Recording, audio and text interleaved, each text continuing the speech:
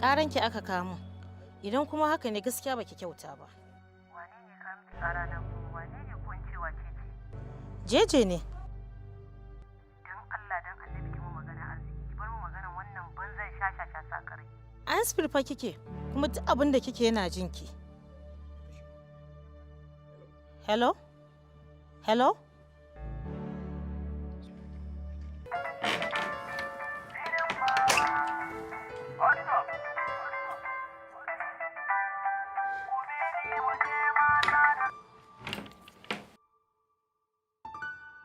Ba dai tashin ki ne daga bacci ba ko? A'a, ba kai ba ne. Tun asuba da na tashi ban koma ba. Da kyau. Yau na taki sa'a kenan. Ka farka da ni a cikin zuciyarka. Ni ma ai na taki sa'a da na farka da ke a cikin zuciyarta.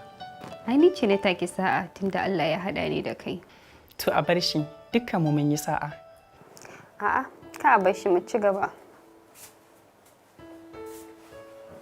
Ba na jayayya da mata musamman ma ke. Na zama da musamman? Haka nake ji a raina. Zan iya cewa idan akwai abin da ya wuce musamman kin kai ko kuma in ce kin ma wuce haka? Ka ji ka daina fasa min kaifa. Kai hakuri, ka daina min irin wannan kallon.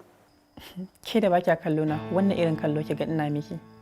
Ka gani, yau fa muna da shagali na birthday din Isa. Bari in tashi in ci gaba da gyara. Duk da dai na ji a bakin momi, amma shine baki faɗa min ba? To ai shine na faɗa maka yanzu. A Kaduna ne, kuma insha Allah gobe zan dawo ma.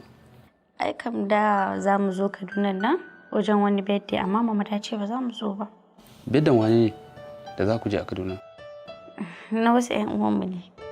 Ai kuwa da mun tafi tare. Wallahi kuwa, ai kam da mun tafi tare. To amma tunda mama ta hana, to Allah ya kai ka lafiya da daga lafiya. Amin. Amin. Na gode. To ki shirya mu je shopping na birthday din anjima.